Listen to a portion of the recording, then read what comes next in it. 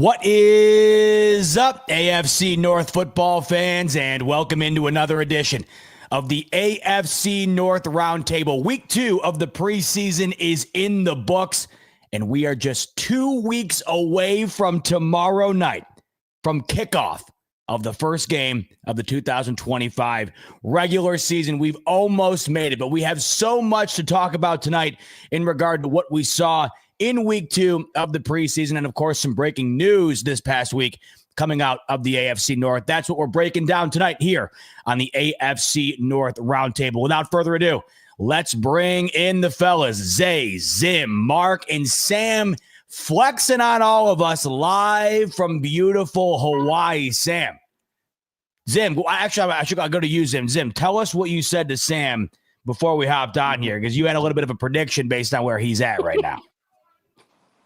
Just off the rip. Good job. You're muted, Zim. Zim, I set the stage. Stop, I'm sorry. There you go. Yeah. I'm sorry about that. Now I was just telling Sam, what a beautiful, background he's got, and I hope he keeps tabs of all of his trips and everything like that, because later on we're gonna put you on an island at some point this season. That's crazy. We want to make sure that you're getting around, you got a good flight, and we send you home like we did before. So I know that somebody's in the comments, but Lamar wasn't there. Well, tell them to show up and Joe Burrow healthy at the same time, and let's get it on. You know what, Zim? I'm a little upset though. When you sent the Bills packet a couple of years ago in the divisional round, you didn't send me to Hawaii. You didn't take me on a trip. So next time that happens to me, I want the same treatment. Okay. Right. I'm gonna need the same thing from everybody else too. I'm not a picky guy. I don't need first class or anything like that. But I do need the Sam background wherever I go. Oh, we got a place called Edgewater up here, right on the shores of Erie.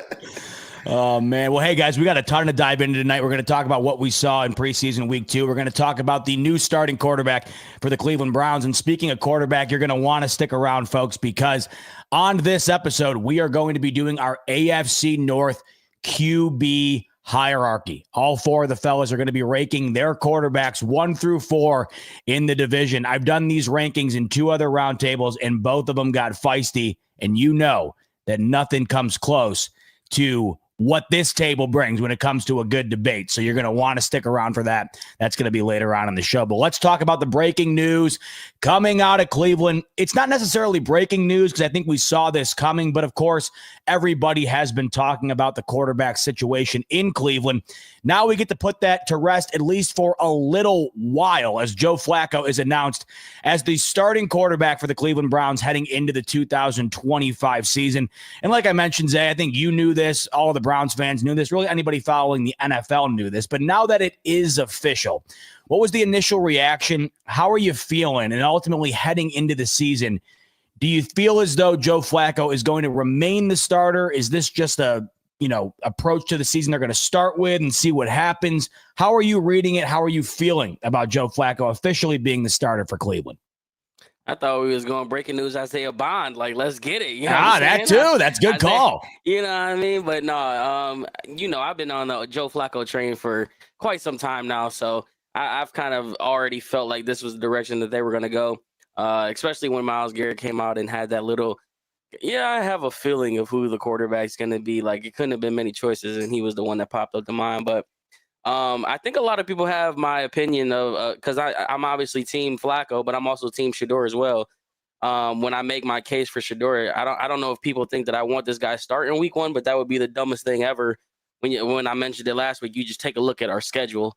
You don't want to have a rookie. I don't give a damn who it is out there, unless it's Andrew Luck going up against the guys that they're going up against in the first 6 weeks. So I had no other expectation other than Joe starting. The big thing that I'm worried about and all eyes on, which he's not even playing this week, is Kenny Pickett. I still am confused on what they're going to do with that situation. Will he find himself on the IR?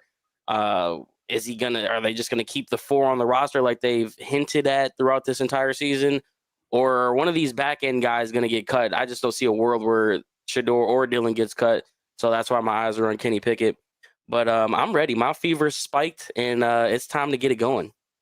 From everything I'm hearing, Albert Breer was on Coward earlier, and he asked him if they were going to keep 4 based on what he was hearing. He thinks they're going to. Really, anybody that you listen to that's tapped in seems to think they're going to keep 4. I'm not going to ask you whether or not you care if they're going to keep 4, because I feel like at this point you've gotten used to the amount of quarterbacks in this room, and I don't know if you care at this point, but I'm more curious as to why you think Cleveland is keeping 4. What do you think the approach is here? Because obviously not all 4 guys are going to get on the field. So what is the mindset for Stefanski and company going into the year, having 4 quarterbacks on the roster when nearly every other team in the league has never done this before? Well, it's weird because I think there's a thought process behind it, but I don't know if I'm fully wrapped around in thinking that they're going to keep 4. You look at the other positions that it's going to come down to on this 53-man roster. They're going to end up keeping probably 4 running backs on this roster. You're looking at guys like Gage Lavardin and Caden Davis, and you just randomly sign Isaiah Bond. When you talk about the locks on this roster in terms of the receiver position, you've got Jerry Jeudy, Cedric Tillman, Jamari Thrash, and then who was the other 5th? It's slipping me. But you had 5 locks and you have 2 extra guys who were fighting for the spot, and then Isaiah Bond comes into the mix. So I don't know how they even find a way to do this with the 4 quarterbacks on the roster. Where could they go with this? Well, we all know Andrew Berry is a big bang for his buck guy. They just traded a defensive tackle that was more than likely going to get cut for a 6th-round pick. I believe they traded your 7th round pick along with it. But I think it's going to be one of those things where Flacco is the ticking time bomb. How long can he go through this stretch before they ultimately pull the plug on that? And if they do end up getting to that route, well, then you're back to 3 quarterbacks at that point. But if one of those guys go down and they need a quarterback to keep them in the hunt, Kenny Pickett's going to be sitting there, and who knows what you could possibly get for him. Not saying you're going to get anything higher than a 3rd-round pick, but you may get a 4th, you may get a 5th, you may get something in return. So I think it's more so one of those things where it's like an insurance policy if they do keep 4. But I don't know. There's so many spots that they're going to have to cut down this roster. I don't know how they do it. You're muted. Z-Bot's muted. Of course I am. I had to sneeze backstage, and I forgot to let myself back in. So bless me. Zim, when you see the breaking news flash on your screen, Joe Flacco starting quarterback, what's the initial thought as a Bengals fan? Obviously, you knew this was going to happen, but it's confirmed now. So what was your initial reaction to seeing Flacco being named the starter? I thought they did what they had to do. I think that's their best option for week 1. I still believe at some point you can't speculate on whatever. You got to take the training wheels off these guys that they're telling you are like it, right? So like at some point you can't keep on hiding behind preparation. Like the good ones, either you got it or you don't.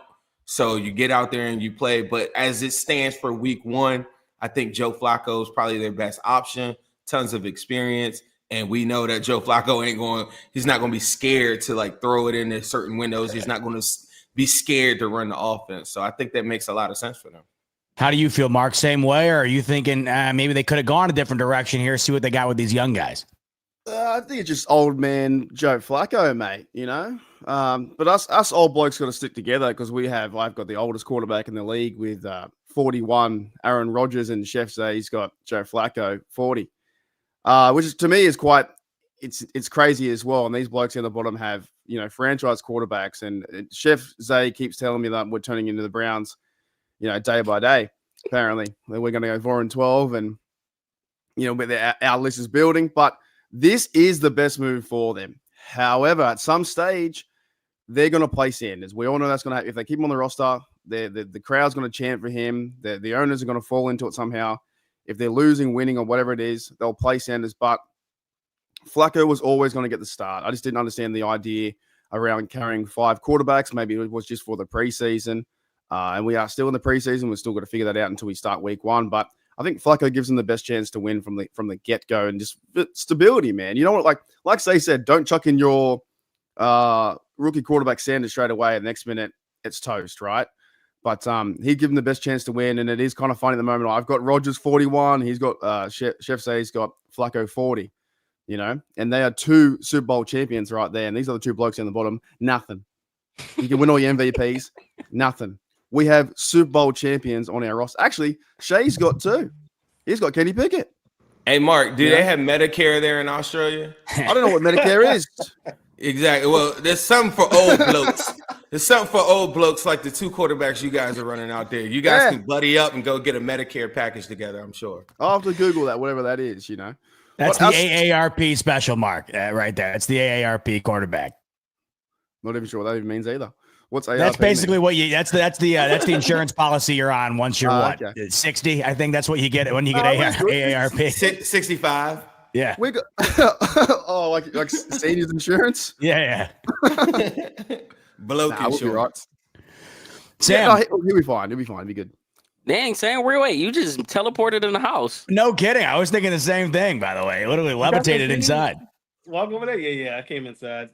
No, I was too infatuated with the palm trees. Now all of a sudden I'm seeing a blank white background. Yeah. You just wanted to flex on us. I'm about to Sam, say I'm pissed. I'm at home. I'm not in Hawaii. I know. Like, fuck out of here. No kidding.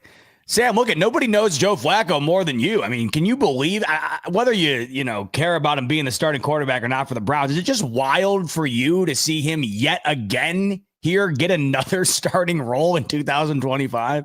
I mean, I love Joe Flacco. I mean, every Ravens fan loves Joe Flacco to some extent. He's going to be good for the other young quarterbacks, I think, if they take advantage of his, expertise. And I think he's going to be great for them. I'm excited for week 2. Week 2 against the Browns. I cannot wait for that when he's back in Baltimore. They're blowing up this whole thing. Is this so I need a Ravens perspective on this. Is this disrespectful on y'all behalf that y'all doing a third? Oh, see, okay, yeah. So we not cool right now then. Yeah. So in case you guys didn't know, the Ravens have a 30th anniversary special, and we're celebrating it on the day the Browns come to Baltimore. Obviously, the Ravens took the Browns from Cleveland, so that's kind of years ago. Yeah, so kind of disrespectful a little bit, but we're here for it. Hopefully Joe Flacco about to tap that ass up. So I mean, sheesh. I mean, crazy things have happened, but I don't know if it's going to go down like that. But I'm excited for the fact that Joe Flacco's going to play against the Ravens in week 2. Hopefully, he stays healthy for that game. But it's the right decision. I think the Browns are better off of him. Eventually, they got to move on and find a guy, whether it's Dylan Gabriel, rather being a competitor than an entertainer, or Shedeur Sanders with the watch.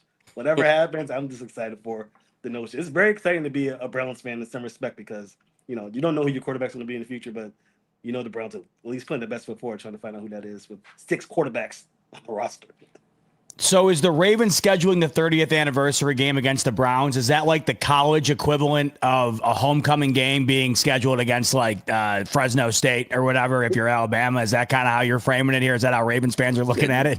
No, this is like bringing your wife to the altar and inviting your ex to be the best man. Yeah. This is as disrespectful as it can get right now. It is.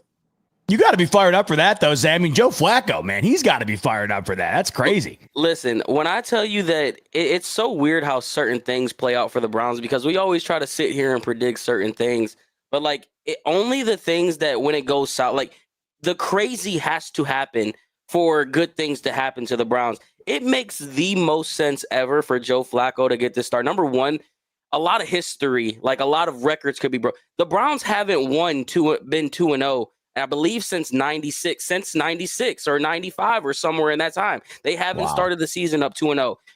Just going off recent, and I know Zim always like to talk about, in recent history, we've been winning, but just to play the game, in the first two, you got a familiar guy and who you've played countless times throughout your career in the Bengals.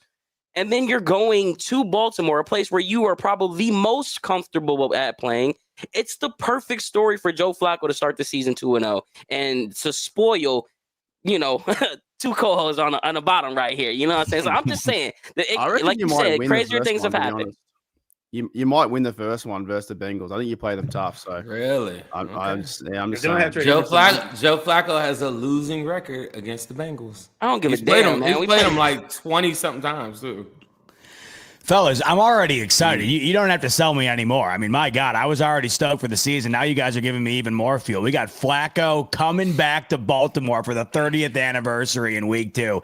That's going to be nuts. All right, so Flacco's the starter. We got to stick on the train here of Browns quarterback because we saw one of the names in that room get his first real NFL debut this past weekend in week 2 of the preseason. That, of course, is the former Oregon Duck, Dillon Gabriel, 13-18, a $143 and a pick, but he looked good, Zay. He looked like he, should. He looked like a guy who was drafted in the 3rd round to be an NFL quarterback, and he was out there competing just like Shedeur has, and obviously Flacco winning the job. We've seen Kenny Pickett in his career up until this point. Your biggest takeaway, obviously knowing we're not going to be seeing Dillon Gabriel anytime soon, but from what you saw, were you encouraged by what you saw from Dillon Gabriel?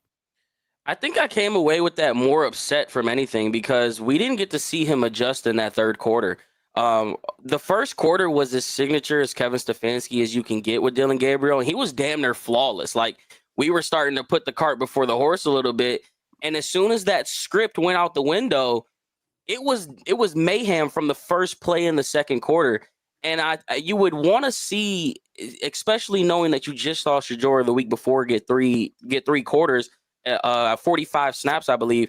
You would hope to see an adjustment. You would see how he would respond to giving up 2 turnovers that ultimately led to points. So I was pretty frustrated in that aspect. But when you talk about his play on the field, the guy was perfect on 3rd down, or 5 of 6 or 6 of 6 on 3rd down. Which is everything that you want in your quarterback to do. But the thing that also goes with that is he was 1 of 5 under center on play action, which is the staple of Kevin Stefanski's offense. So he clearly didn't run that to par where he needed to. So it's clear that what we've been told this offseason, because all the beat reporters, everybody at the training camps and everything that they've been saying, it was he's a 7-on-7 guy. He's not even built for this league. Those were obviously lies because he's clearly an NFL, like he can clearly play at this level. It just sucks that he's not going to get the fair shot because of the situations that he's put in. Well, Zay, of course he looked good. He's a competitor, not an entertainer. Dillon Gabriel gets his first crack. Looked good. It makes it all the more interesting, right? It would have been different if Shedeur went out there and looked terrible or Dillon Gabriel went out there and looked terrible. Both looked good. So that's what makes this situation even more interesting. By the way, in regard to that week 2 30th anniversary showdown, King of the Seas is saying Mike Green is going to take Grandpa Joe Flacco to the pharmacy in week 2. So he's calling his shot. That's okay. While he's at the farm, that pill going to be in the air, dropped right off in the Jerry Jeudy hand for the touchdown. So that's cool. All right, let's turn our attention to Monday Night Football. Zim, I feel like there was more to unpack from this Bengals game than seemingly any other preseason game this past weekend. Everybody wants to talk about Joe Burrow taking a couple of brutal sacks, ones you don't want to be seeing in meaningless football games. People have been talking about the offensive line of these Cincinnati Bengals. And then, of course, the big takeaway was talking about this Cincy D and how they looked against the starters of the Washington Commanders in that Monday night game. Obviously, all eyes are set on what this Bengals defense is going to look like this year because obviously it comes down to that defense if that historic offense wants to be able to go the distance. So are you as concerned as everybody else seems to be, both about the offensive line and the defense, not only based on what you saw in that game, but just kind of how that leads into the season as we're, just 2 weeks away here? I'm not encouraged by the defense. I feel as though the first string, and I was at the game, I thought the first string defense was caught off guard in a bad position in base defense where, the Commanders just called a perfect GC counter, hit the guy, from a football standpoint, I understand why the big runs happen. Then they come back and get the other drive, and then Jaden Daniels goes untouched. I just think there's no room for like being soft in the NFL, whether it's preseason or not. I know a lot of people are saying like, oh, well, you don't want to hit the guy. Well, Jaden Daniels needs to get his ass down and slide, right? And I thought they should have made him pay for it. I think if it would have happened to Joe Burrow, they'd have lit him up, right? So I thought that the defense looked weak and not ready for an NFL season. On the flip side, though, once we got past that and got to the twos, I thought they looked pretty damn good. I mean, I thought it showed really good depth. I think that a lot of the guys that were even with the ones, like a Logan Wilson, that's his first time coming back after the injury. There's a lot of guys that I just thought like in a base defense did what they probably could. And then one of the runs we got caught in a stunt. So it's like I have an answer, I think, for why it looked bad in the run game. But the passing game, they only threw for 85 yards the whole game.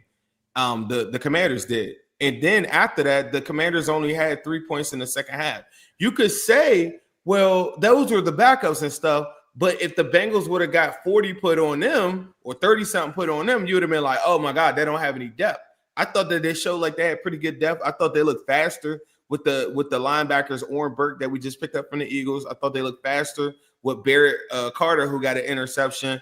And I thought Bengals fans, a lot of the defense has been taking a big brunt of why the Bengals didn't make the playoffs. I thought Evan McPherson equally had his hand in it. And it's good to see him look a little bit more comfortable with the holder that we have now in place. The guy that we had last year, the punter, he's moved on. We got a new punter, UDFA guy, and he ended up being really good last year. And I think now he's getting used to the hold. He's coming off an injury as well, too. I'm more concerned with the special teams portion than the average fan, I think, because literally there are games, even a Raven fan could tell you, that if the Bengals just make the kick, we're not even having a conversation about the defense, honestly. And my expectation levels are not as high as others. I think the Bengals at most are like an 18th ranked defense. So like I played the Eagles and I played Jaden Daniels. Them dudes get paid on the other side. Jaden Daniels is one of the most elusive, best quarterbacks in football. Like, what do you think you're about to just go out there, smash him? He's not going to get any positive yards. I just think my expectation levels, I'm not thinking the steel curtains coming out there. I'm not as worried because I'm putting a bigger emphasis. I think the Bengals, if they're not a top 3 offense, I'm very disappointed in them. I think that they should be the number 1 offense in football. Well, that defense would obviously be better with Trey Hendrickson out there. We got some pretty big developments, or I don't even know if they're big developments at this point, Zim, but developments nonetheless this past week. We find out that Trey Hendrickson and the Bengals have agreed on average salary. They've agreed on the length of the contract, but are apparently very far off on the guaranteed money. Then we also hear that the seeking of a trade seems more legitimate than maybe it did a couple of weeks ago. Where are you at on this? Because we're 2 weeks away from the start of the season, and I think it's easily lost on a lot of casual fans as to what Trey Hendrickson is, not only to the Bengals, but to the league.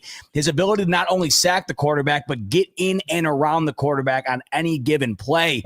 What's going to happen here? Because this is the most we've heard about this situation in a while, and it still feels like we have no idea where it's going.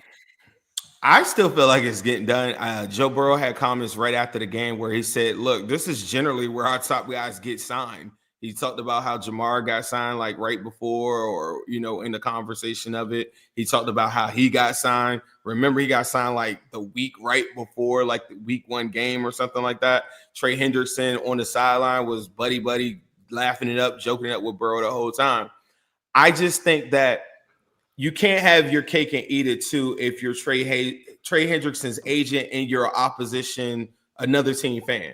On one end, you're saying, oh, I'm not giving you a first round pick for this guy, right? Okay. And then on the other end, you're saying, well, pay him $30+ million and it should be no questions asked, guarantees everything all included. And in my mind, I'm like, if he was that valuable, how come nobody's willing to send a first round pick? There's been rumored that Michael Parsons got a 2 firsts and a 5th and something else, like another second or third round pick. If an offer was like that out there for the Bengals, like a first round pick, like say it was the Patriots, they sent us a first and Keon, their young edge rusher, right? Most Patriots fans would scoff at that idea and be like, I'm not sending you that. Okay. So then it doesn't warrant the fact like you're saying that Trey Hendrickson should get $30+ million. How come nobody's willing to send a first round pick? And I guess that's why the Bengals are sitting there saying, well, I think he's valuable for the 2025 season. You don't want to play on the current contract that you have. Okay, we'll pay you what you want, but why would I guarantee you the next 2 years? How about we just cash you out and give you a big fat bonus, signing bonus up front? And I think Trey is just like, nah, I want the guarantees in year 2, year 3. And the only people that have gotten year 2 guarantees and year 3 guarantees is Jamar Chase and Joe Burrow. T. Higgins got a big signing bonus, one of the biggest signing bonuses in wide receiver history, on top of what he's getting his annual and everything like that. So most of the players that the Bengals signed, they're generally saying, well, we don't have the guarantees in the years later, but they're cashing us out front. And what happens is, not trying to make an example out of this Z-Bot, but someone like a Von Miller, I know, who was older, you're not on the hook for guarantees if this guy gets injured or falls off a cliff. And then also remember, the Bengals have 2 first-round edges currently on the roster.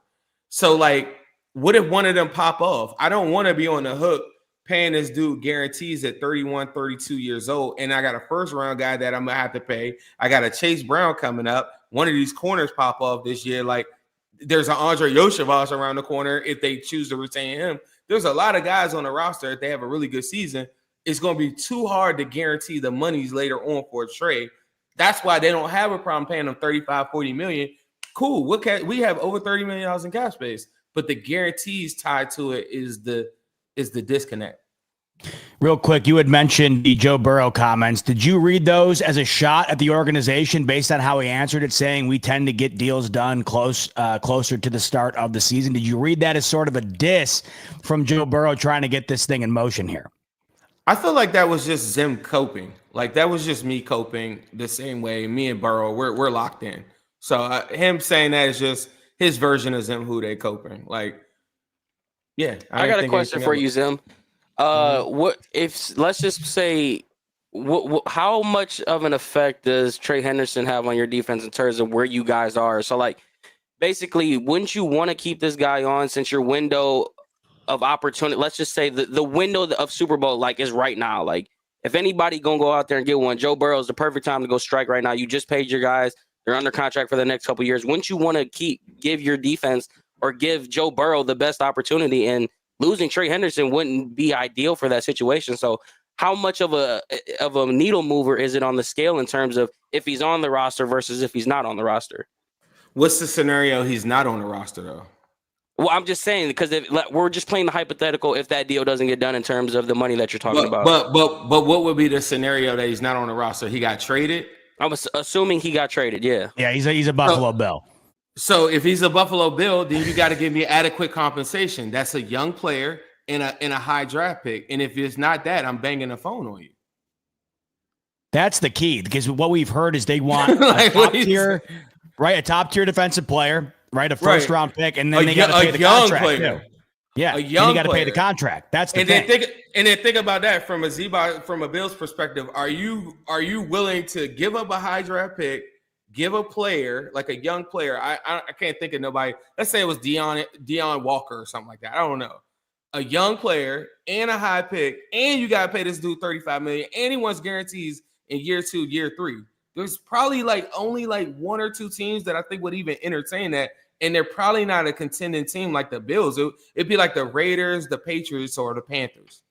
Yeah, right. I mean, willing to is one thing. Being able to do it is another. I don't think the Bills could financially pull it off, even if they wanted to give up a young player and a first round pick. So that's a tough one. In front of Bengals. So Zay, you were saying that from a perspective of just general, right? But from a Bengals perspective, if you're not giving me adequate compensation right now, then why would I make a deal with anybody? Because I do have Super Bowl aspirations. I did just go get Noah Fant. I did just bring in Dalton Reisner. I did do all this stuff so that I can go and make a run for it right now. Why would I be interested in anything later on? I need it right now. I need a player right now so that even if the talent gap isn't Trey Hendrickson, you know what I mean? Like, and there's nothing. It would have to be a defensive player in exchange no matter what. It gotta be a defensive player that most people aren't willing to give up. Like Panthers, give me Derrick Brown and give me a lower draft pick. I don't think they want to give me that guy like that. And Derrick Brown is not even better than Trey Hendrickson. But even that, I'll give it. But there's no teams that are saying that they would give up that. So if I'm the Bengals, I'm saying I'm just gonna stay put. He's under contract. Like, I don't even. And then what's the Trey Hendrickson leverage? Le'Veon Bell sit out the whole year, lose out on $18 million. Yeah, that's your leverage. That's not leverage. That leverage is, and people on the internet got to start understanding this. Leverage is when you put yourself in a position to come out on top of something or be in the position of power from it. Leverage isn't losing money to prove a point or come out on the other end of it with hope. Like he could do that, but that's not leverage. Like that would just be him losing millions of dollars, and then he would come back 31 years old in the same spot. Like I don't know. That's how I look at it. Well, time will tell, and time is running out. Like I mentioned, 2 weeks from the season starting tomorrow. So, yeah, like you just mentioned, Zay, right? Only a matter of time until we find out whether or not Trey Hendrickson signs a contract, gets moved. Something's got to give, and it should give within the next 2 weeks here. All right, Mark, swinging it up to you. Pittsburgh Steelers lose to the Tampa Bay Buccaneers in preseason week 2, 17-14. Skylar Thompson leading the way at the QB position for your Steelers. Anything positive of note in the week 2 preseason loss to Tampa Bay? Positive. I think our running game looked better than last week in terms of like offensive line, stuff like that. But to be very honest, like the game was very flat and boring, I tell you. It wasn't much to it. But they're not going to play Rodgers, they're not going to play any starting guys like that. But I'd say our running game was better with Caleb Johnson. They still haven't played Warren yet. O-line was in there, so 4 guys out of 5 was in there. What else could be positive? I don't know, fellas. Did you guys see the game? You guys can remind me. Anyone else see Caleb it? Johnson, 11 carries, almost 5 yards of crack. Plus, you had Lou Nichols, by the way, 14 That's yards the bloke. of Okay. carry. Yeah, that's the bloke. Look, now this is the kind of guy I get way too excited. Lou Nichols is 4th on the depth chart. 2 or 3 years ago, he led the college league, I think 1,700 yards for his for the whole season in college, right? But what's tough is these kind of players, the Steelers will just put on the practice squad or something like that, or next minute they'll cut him, right? But I don't know if the Steelers are going to carry 3 running backs or 4, but it looks like they're going to carry Warren, Caleb Johnson, Kenny G, and then maybe Trey Sermon or Lou Nichols. He was the bright spot. And honestly, until he ran that big play for 35 yards, there wasn't too much to it. Last week versus the Jaguars, I felt like we're going Super Bowl. It was stairway to 7. Skylar Thompson again, backups playing really well, really fun. This week, to be honest, fellas, it was really more like a real preseason game.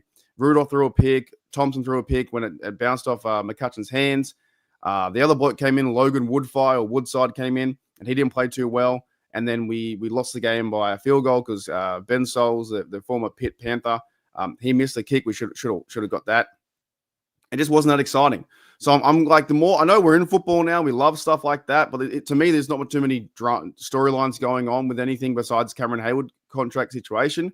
I'm just waiting for week 1. But positive wise was the running game looked better. Sam, it was the Cooper Rush Dallas Cowboy reunion this past weekend, and Cooper Rush helped deliver a beatdown at Jerry World, 31-13. Man, Dallas has not looked good this preseason. I'm dying to see what they look like this year with Dak back healthy. First time ever head coach. But we got to talk about your Ravens right now, who are 2-0 in the preseason, looking to get back to the top of the mountain in the regular season. Anything stand out to you against the Cowboys over the weekend that you liked from your Ravens? Yeah, it looks like we're going to the Super Bowl. I mean, we just look like we're the best team in the league. Everything is looking really good for the Ravens right now. Cooper Rush looked okay. He looked like the backup QB that he is. I know a lot of Ravens fans want him to be more, but we're comparing him to Lamar Jackson, which is never going to be a good thing for anybody. Devin Leary, our third string quarterback, looked not great. Doesn't look like he's going to be in the regular roster, but we'll see. He's probably going to be in the practice squad. And then other than that, we look good in all facets of the game. I think even our backup, corner safety, Ruben Lowry had an interception. He was an undrafted free agent. Jay Higgins, undrafted inside linebacker, looked like he may, by the middle of the season, be playing opposite Roquan Smith. So other than the game, injuries are concerned for the Ravens right now. I think Isaiah Likely's week 1 status is in doubt. It looks like Emory Jones, who they drafted in the 3rd round to kind of replace Daniel Falele, who played better in week 2 against the Cowboys. He's going to be on the NFL list, so he won't play until at least week 5. Lamar Jackson actually went down with an injury today. Not a lot of people are talking about that, but somebody stepped on his foot. He landed on his wrist. He was favoring it. Left practice 20 minutes early. Team spokesman said he's fine, but we'll see if he plays in practice next week. Or next practice, I guess, will be tomorrow. So we'll monitor that. But other than that, Tyler Luke looked good, 5 for 6, kicked a 53-yarder, missed a 50-yarder, but made all his kicks. Looks like he's going to be a decent replacement for Justin Tucker. We'll see about that. But other than that, it's just business as usual. We're just trying to make the playoffs and shake away the criticism of us not getting it done in the postseason. So our real season starts in January, unfortunately. But right now, it's all good. Just out of curiosity, you brought up Isaiah Likely. Is there any room you think this year for him to eat even further into Mark Andrews' touches, or is it still Mark Andrews' job in totality here? Look at Z-Bot trying to get his fantasy team together. Thank you very much. You're dang right. If he slows down and had the type of start to the season as he did in 2024, when Likely does return, which could be after the Browns game in week 2, then he could even to his touches for sure. I think a lot of Ravens fans wonder if Isaiah Likely would have caught the pass instead of Mark Andrews during that that divisional round against the Bills. The answer is probably yes. But either or, Isaiah Likely is going to be the starter eventually. It's just a matter of time about when. You weren't wrong by saying Super Bowl, by the way, Sam. That was our Super Bowl. That was your and I's Super Bowl. That's exactly what that was. Can I ask Sam a question? How many Ravens fans still are very salty about Mark Andrews and his play? Like, they're not happy with him being there, or is everyone okay? 75% of the fan base are still upset about it. I'd say about 35% wish he wasn't on the team, if I'm being quite honest. A lot of Ravens fans are like, damn, this guy doesn't perform in the playoffs. It's really about the playoffs for them. So they're upset about his playoff performance. It's a good number, but I think people are going to come around once the season starts. And not trying to change the subject, AFC East trade, Z-Bot. Jets just made a trade. Wide receiver? Jets. Defensive tackle. So Vikings are trading defensive tackle Harrison Phillips in a 2027 7th round pick to the New York Jets in exchange for a 2026. Damn, Z-Bot. That's the former Buffalo Bill going to the New York Jets. You kind of look like him a little bit. Yeah, Harrison Phillips. I've actually interviewed him a few times. Great dude. In fact, he was the first guy to ever put me on to Cajun honey butter barbecue wings at Bar Bill in Buffalo. If you're ever in the area, you've never had anything like it. He was the first guy that ever told me about it, and I went and had him, and I swear I've had him 1,000 times since. So week 14. telling you, Zim, you got to check him out. So that just happened. Harrison Phillips is a Jet, huh? Man, that's unfortunate for Harrison Phillips. I feel bad for him. He's a good dude. He deserves better than having to wear it. He deserves better. I think you should be interested in it. Yeah, he deserves. We're breaking news on him. Yeah, I mean, he just deserves better, and I feel that way for just about anybody who ends up landing over there. But we'll see him twice, I guess, this upcoming season, including in week 2. I wanted to ask Sam. I know he stepped away from a second. There are conflicting reports about the Lamar Jackson one. It's right. One, somebody stepped on his foot, and it was just the foot. Sam just said, I was listening very closely, someone stepped on his foot and he fell on his wrist. That's what it seems like. The team spokesperson said someone stepped on his foot, he'll be fine. Jeff Zebrek, who covers the Ravens for The Athletic, said that he was favoring his wrists as he was leaving with trainers. So could this be the weight loss? He lost some weight. He back skinny again. Oh no. He went skinny last year too, though. He went skinny put on weight last year though. Yeah. Nah, he took the weight off. Remember the year before he was bigger, and then I thought he looked slower, but then last year he was skinnier last year. I think he's as skinny as he's ever been this year, right? 205 or something like that. Yeah, but I think he's been 205 for the last couple of seasons though. I know Ravens. Whatever. Oh yeah, I know Ravens fans hate the fact that I always point out Lamar's playoff record, but one thing, I am an old school fan of football. I do not like injuries. I need that guy out there. One, because I don't want to hear Ravens' mouth talking about oh, we beat you. I'm old school. I need 100% on deck. So I was really excited. I was like, bro, no, don't let it be So the good reports are really good, and I thought that was dope that he was cool. Like Taylor said, his foot got stepped on. Oh my God! Excuse one of the season. Yeah, it wouldn't be somebody had a comment about Lou Nichols. I don't know if y'all saw that. That was the funniest thing I saw all week. Talking about that sounds like a washed up jazz singer or something like that. It kind of does. I didn't see that, but that's actually good. Hey, speaking of funniest things we've seen all week, Mark's got something to share with the crew because he brought this up earlier. And we got to share it because I don't know if we would ever be aware of this here in the States. But apparently, according to Mark, they do their own NFL rankings in Australia. The NFL has an official page for Australian fans. It's NFL Australia. And they did a quarterback ranking, which we're about to do on the other side of the break here. Mark, could you please share with us the Australian quarterback hierarchy in the NFL? Because based on what you told me, I still can't believe it's real. Yeah, so I don't know if you can bring the picture up in a minute. I've just got it down the bottom there. But I want you blokes to roast this because we have in Australia, right? NFL Australia, they do all the things. They talk about, they try and promote the game, all this kind of stuff. And they came out with, based on expert rankings, top 10 quarterbacks. And no fucking idea how Justin Fields made it, or Bo Nix, and maybe Kyler Murray, and even Dak Prescott in top 10. This is why I created my channel. This is why I talk to Americans. This is why I'm on this show. Like, this stuff is wild to me. Like, the fact you got Justin Fields over Fields is the wild one. The list is not awful to me, but the Justin Fields one is crazy. Yeah, I was going to say, Mark, you know what, now that I'm looking at it, especially when I'm looking at the top there, I don't know if the Aussies got this one wrong. You know, I'm looking at the top of that list, and I got to tell you. They know ball over there. They know ball over there, Mark. The one big line there as well, you know, the one big line. Mark, I think you're selling your fellow bloke short here because I'm looking at this, and I got to tell you, I know Sam's feeling good about it. I don't think Zim's feeling terrible about it. Putting Dak Prescott number 10 or even Kyler Murray 9, like, I think there are other guys better than them. I think even Baker Mayfield or Jared Goff are probably better than those two blokes, to be honest. I mean, Shedeur Sanders not cracking this list. They clearly don't know. I don't know. We get stuff based on people who play rugby league, cricket, and you know, everything else but NFL, and they ask some guy on the street and who's like half a celebrity, and they get back this list.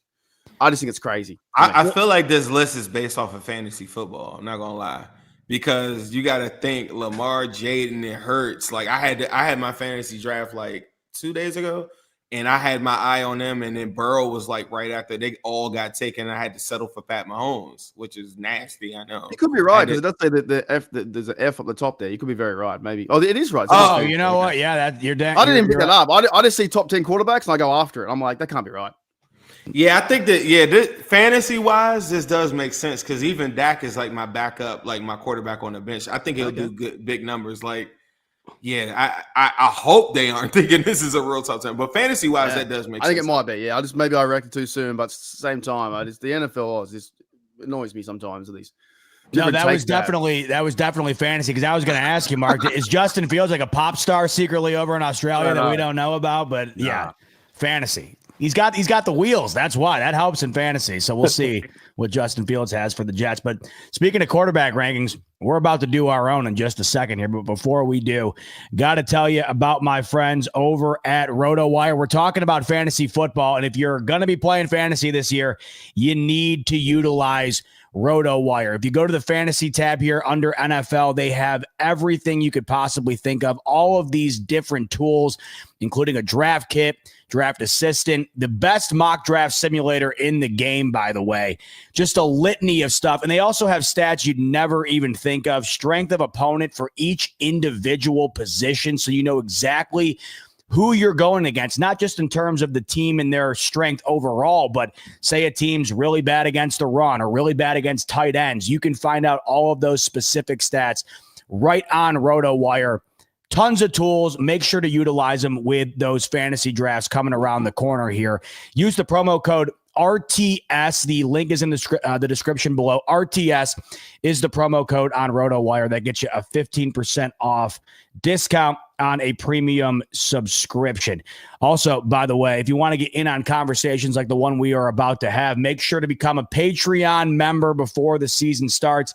That way you can call into the show and get in on the action. Link is also in the description below. All right. So speaking of getting in on the action, we're about to get in on ranking the quarterbacks in the AFC North. And I'm glad we're doing this right before the season because I'm looking forward to seeing if this list changes at all throughout the duration of the upcoming season. So we got to get our predictions in right now. So what we're going to do, 1 through 4, the 4 starting quarterbacks heading into the season for all 4 teams in the division. Zay, I'm going to start with you because you most recently had a starting quarterback named for your team, and I'm dying to see where you have him on your list. So talk to me. 1 through 4, top 4 quarterbacks in the AFC North. I think I'm probably gonna piss people off on my list, but you know what? F it. I'm gonna go Joe Burrow 1. I'm a big Joe Burrow guy, man. I think he's the closest thing we're gonna see to Tom Brady. His pocket presence is unlike anything. His confidence is just, it's so effortless. I don't know. I'm a big Joe Burrow guy. Number 2 is Lamar. Ball knower. I mean, you can flip it. It depends on what style of game you like. I'm not gonna say I'm against the Lamar Jackson style of play. I mean, he's probably the most dangerous quarterback in the league, but I'll give him the second nod. Now, here's where it can get fun. Because why in the hell would I ever give a Steeler ahead of a Brown? So give me Joe Flacco at 3 and put old man River Rogers down there at the bottom in the dark where the ashwagandha's at, or wherever the hell that drug is. And let's call it a top 4.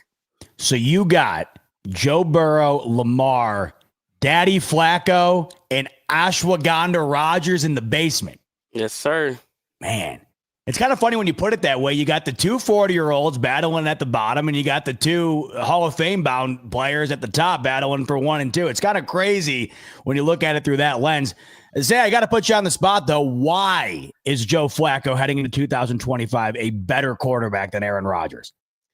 Listen, I know everybody wants to talk about all of the stuff with, he couldn't even beat out Anthony Richardson, and look at what he did in Indy, and then, like, all that's cool, all that's really fine and dandy. But when I seen him with Kevin Stefanski, and I've watched countless quarterbacks with Kevin Stefanski, and I mean countless quarterbacks with him, and Joe Flacco be the only one to average 300 plus yards a game. Well, Jameis Winston did it too, but we know he's going to throw that thing no matter what. But to see him run the offense the way that he did and elevate the players around him, come on, man. I couldn't be more thrilled that Daddy Joe is back in the fold, and we actually get a real crack at this, because we should have got this crack last year with him, but no, we had to cater to 4. So, we're moving past that now, but it's time to show people that 2023 thing wasn't a fluke. King of the Seas coming back in, by the way. Lamar doing hill sprints with Zay. It's up for y'all. I don't even know what that means, but apparently Lamar's feeling good. 1,500 yards rushing. He said it means he's going to be running back. No, speaking of King of the Seas, is that like on his story or something like that? You got to clarify. What's that? I think he's talking about like Lamar's doing hill sprints with Zay Flowers. Oh, my God. I thought he meant Chef Zay. That makes way more sense. I mean, that makes an infinite amount more sense. Well, he said Z-A-Y, so I'm not. Yeah. Chef Zay is Z-A-E. I think that's what it is. I'm telling you, it's like once a day anymore where something like that'll happen to me where I'm just completely on another planet. But that makes so much sense. So, yeah, I guess Lamar's feeling fine then. I think we got the answer to the question we were talking about earlier, to the extent of that injury he suffered during practice today. Wow, I was 100% convinced that was some sort of troll at Zay, and I just did not understand it for the life of me. So thanks for clearing that up, Zim.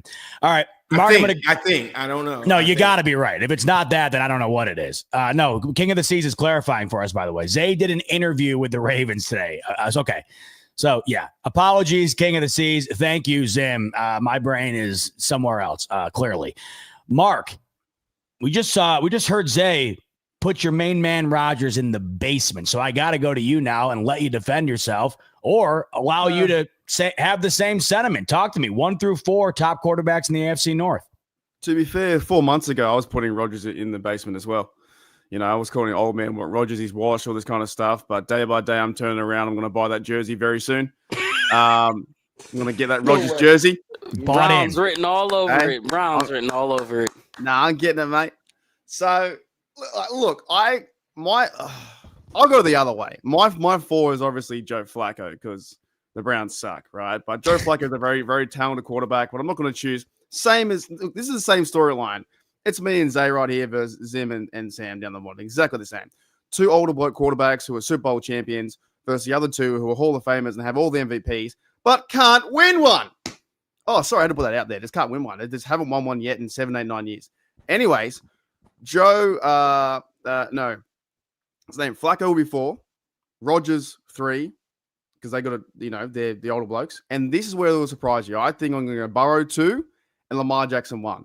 And just because, and shit, Sam, it's okay. But when that playoff game last year, that really pissed me off how he ran the ball, and we changed our direction of what we normally do to him, and they just changed the whole game plan of how they normally get after Lamar Jackson. We're normally pretty good with that. But Lamar Jackson is a dual threat. He can run it, pass, he can do whatever he wants. So he's MVP for a reason.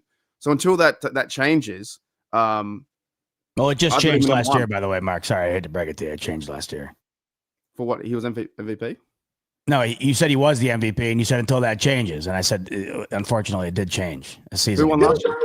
To the chagrin of Sam. Yeah. Sorry. I just had to let you know real quick. I'm sorry. Yeah. He's won a few, right? He's won a few this, and he's the guy. I just think he's the number one in the Ravens. And he frustrates me because we do have a plan for him, and then some reason we changed. And he's I hate to say it, but he's the best quarterback in the AFC North. I hate to say it, by the way, I have a future ticket on Joe Burrow for MVP this year. I don't know why. Something in my gut. In my gut. I don't know. I hate myself for it, but man, if it's gonna happen, Zim, can I at least get a couple bucks on it? I guess. All right, let's get into it because we know where this is gonna go. But I want legitimate reasonings as to why. I need you guys to give me your case here, 1 through 4. Got a feeling I know your 2 ones on the bottom, but like I said, I need an expert case as to why your guy is number 1. Zim, I'm sorry. Yeah, I set the stage and I didn't dictate where we're going. Zim, I'll start with you. I think anybody has an argument what the top 4 quarterbacks, and let's say Burrow was at 4 or 3 in any of those conversations. I'm never upset at that conversation because it's all about perspective. What are you looking for? Do you value running? Do you value arm talent? All these different things. I just would think from an attribute standpoint, I think Joe Burrow clears in accuracy. I think he clears in pocket awareness. I think he clears in the cerebral part of football. And I know that sounds like super cliche to a certain extent, but I watched this guy with less than. Everyone talks about wide receivers like we're playing 7-on-7s. That is not the case. Everybody and their mom will tell you about how bad the trenches are for the Bengals. This guy just came back off of a season with the 30th ranked offensive line in football. He led the National Football League in yards, completions, and touchdowns on a putrid team, right? You would say, well, it must be garbage time.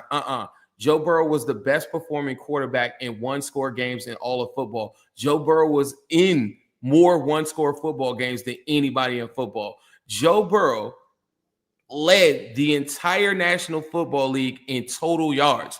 Why is that important? Because generally Ravens fans will have an argument with someone and be like, well, you didn't include his rushing numbers. Include your rushing numbers. Joe Burrow still had more total yards than anyone in the National Football League. Joe Burrow has done more with way less, no all-pros, no Pro Bowlers, none of that stuff. Yes, he has the wide receivers that people will point out. I will also point out that a lot of these other guys, they like to dumb down Mark Andrews of the world, even if he's all pro, even if he gets Pro Bowls and all these different things that are used at Lamar's disposal. And I'm not using that as a case to diminish what Lamar has done. Because the other thing I was going to say, not just in the AFC North, I think the strong argument is for Lamar Jackson, to me, as the second best quarterback in the whole National Football League. But as for number 1, it is Joe Burrow. I just value what he does for his team and how he took a team that everyone said was absolutely nothing, not a playoff team, a 2-win team, to a Super Bowl in his first full season. He's only lost 2 playoff games in his whole entire career.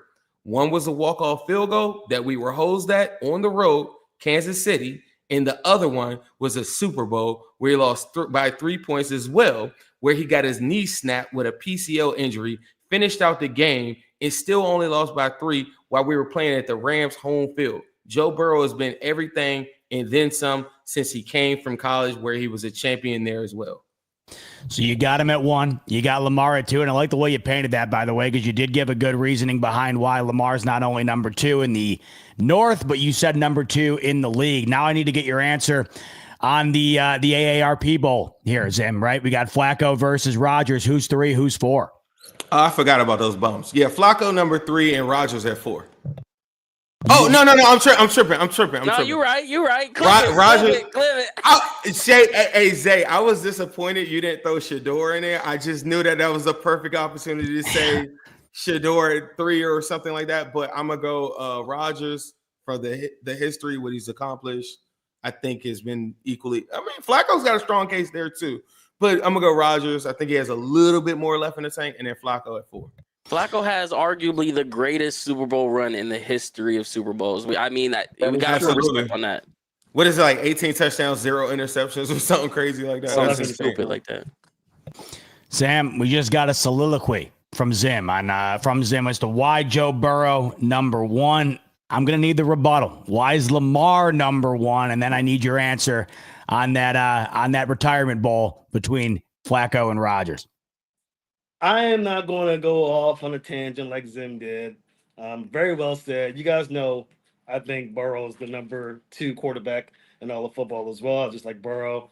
Lamar is the best quarterback I've ever seen play football. I think he's just wow. I mean, he's literally. And I've seen a lot of great quarterbacks play. Tom Brady Manning in person played. I've watched Tom Brady play. I think Peyton Manning's a better quarterback than Tom Brady, but that's neither here nor there. Aaron Rodgers at his prime used to be the best quarterback I've ever seen play quarterback. But Lamar Jackson, as of recent, these last 2 years, has been the best QB I've ever seen do it. He does have sporadic moments where he, kind of sometimes, lapses as far as the easy throws. But the majority of the time, he is an amazing football player. I just hope that it catapults with the Super Bowl trophy eventually, so that can be knocked off his horse and we can focus on experiencing and appreciating what Lamar Jackson does. As far as Joe Burrow, I think, again, he's number 2 in my book. No All-Pros, no MVPs, no Super Bowl championship. So he hasn't accomplished anything in the grand scheme of things. So he's closer to Justin Herbert than Lamar Jackson in terms of what he's accomplished in the league so far. Now, again, I think Joe Burrow is the best quarterback in the league outside of Lamar Jackson. But as far as doing something in the league, he hasn't had any trophies, no accolades, nothing but yards and touchdowns to show for his performance so far this year. So this is the big year for Joe Burrow, in my opinion, because he needs to do something big time to separate himself from Josh Allen, who has MVPs, from Patrick Mahomes, who has both, and Lamar Jackson, who obviously has the MVPs in our pros. So that's the only knock on Joe Burrow. Can he get one of those accolades? The MVP, as you pointed out, Z-Bot, is potentially being, the guy this year.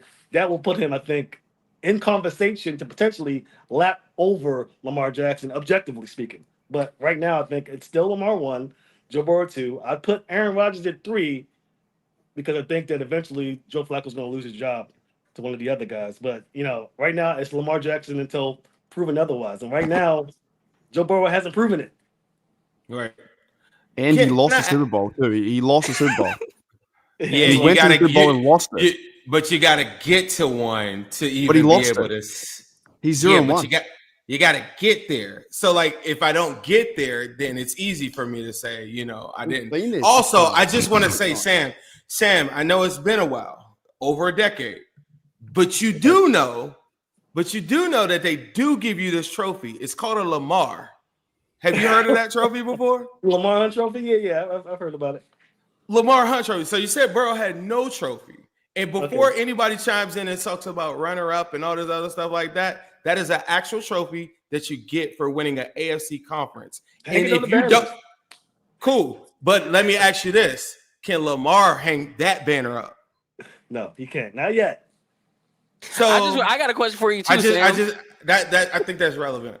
The best quarterback you ever saw. I was just wondering, like, what was your favorite highlight of Lamar? The one where he threw the interception that cost the game a couple years ago, or the ones that he did to get him behind 14 points? I like the fumble in the snow. Me personally, the one that just spin against the Bengals.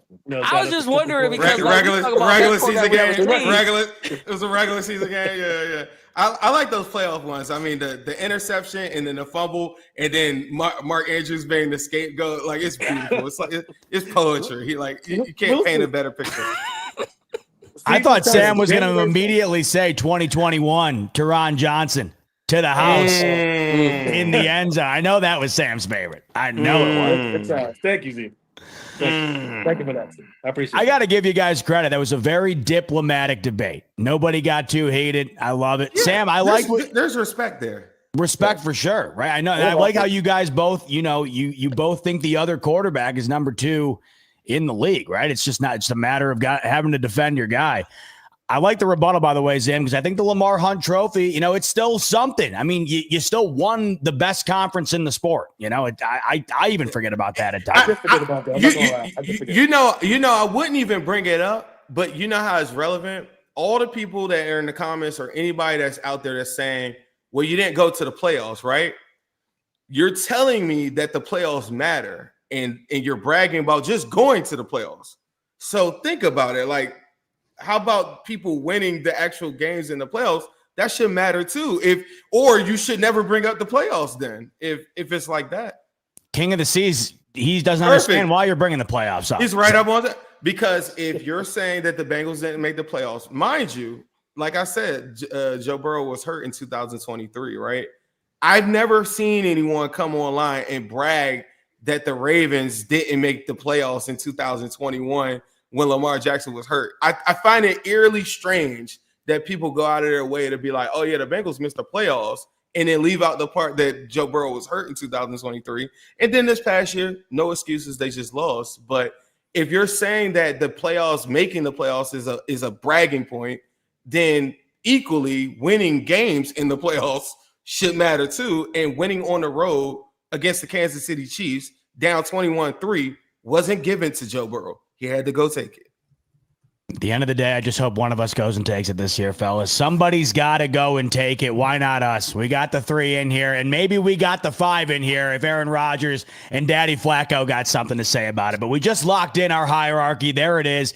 We'll readdress these throughout the year, by the way, and we'll see if anything fluctuates at the top and at the bottom. So it'll be fun to go back to it. But speaking of getting back to it, we'll be back to it next week to recap preseason week 3.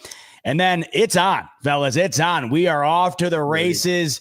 Regular season right around the corner. Absolutely cannot wait. But for tonight, that's going to do it. Preseason week 2 recap in the books. Quarterback hierarchy in the books. We'll be back at it next week to cap off the preseason. On your way out the door, like button if you could. Subscribe button if you could. 15% off on RotoWire. Promo codes RTS. Chef Zay in the classroom's raising his hand. He's got a question.